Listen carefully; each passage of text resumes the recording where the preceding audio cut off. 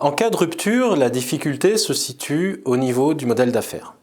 Mais qu'est-ce exactement qu'un modèle d'affaires? Alors, on cantonne souvent cette notion à la manière dont l'entreprise gagne sa vie, mais c'est beaucoup plus que ça. Le modèle d'affaires, c'est la logique de création de valeur. Un modèle d'affaires se compose d'une proposition de valeur qui détermine si un client va choisir l'entreprise ou une offre rivale. C'est en quelque sorte ce que voit le client.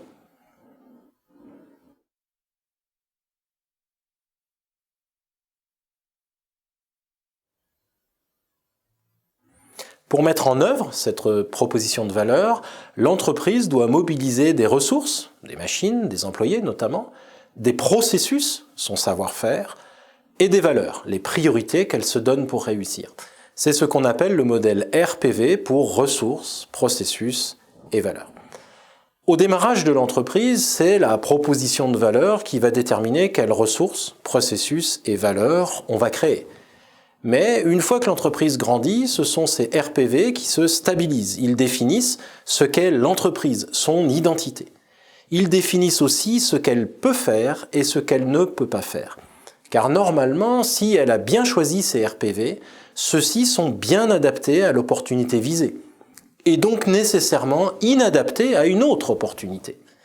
Les RPV, ressources, processus, valeurs, finissent donc par contraindre l'entreprise en définissant les propositions de valeur qu'elle va être capable d'offrir.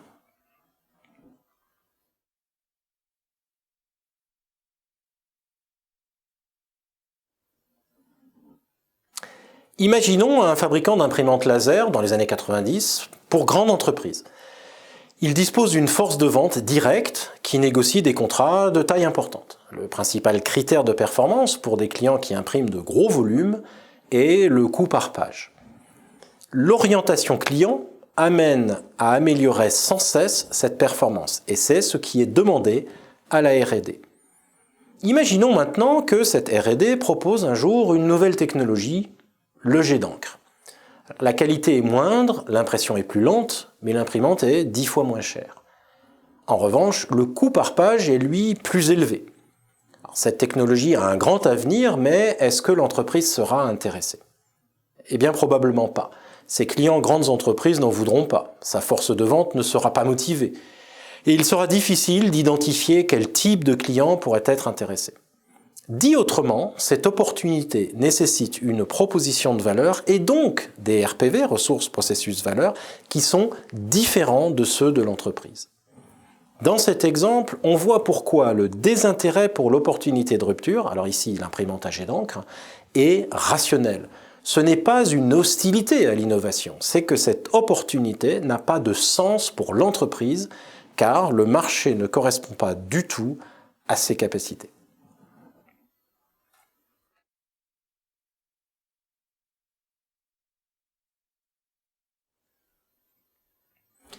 Nous venons de voir, avec l'exemple du fabricant d'imprimantes et le modèle RPV, que la difficulté est le désintérêt rationnel de l'entreprise pour l'opportunité de rupture.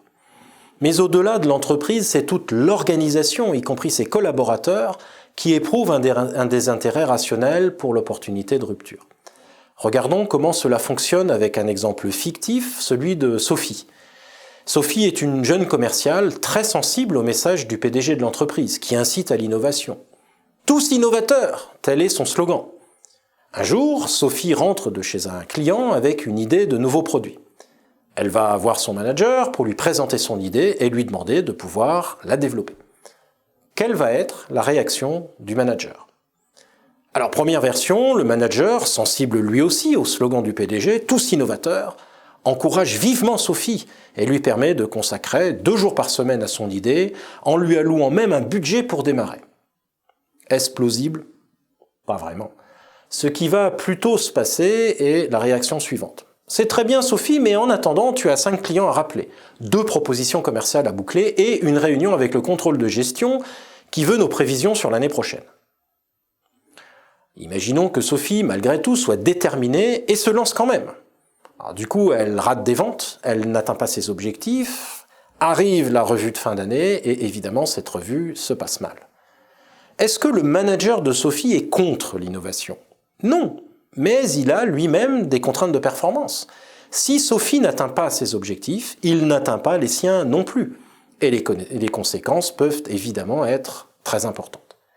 On a donc un désalignement entre l'intention stratégique, tous innovateurs, et les valeurs de l'entreprise, en l'occurrence la pression sur les résultats. Tant que ce désalignement persistera, l'innovation ne pourra pas se développer au sein de l'entreprise.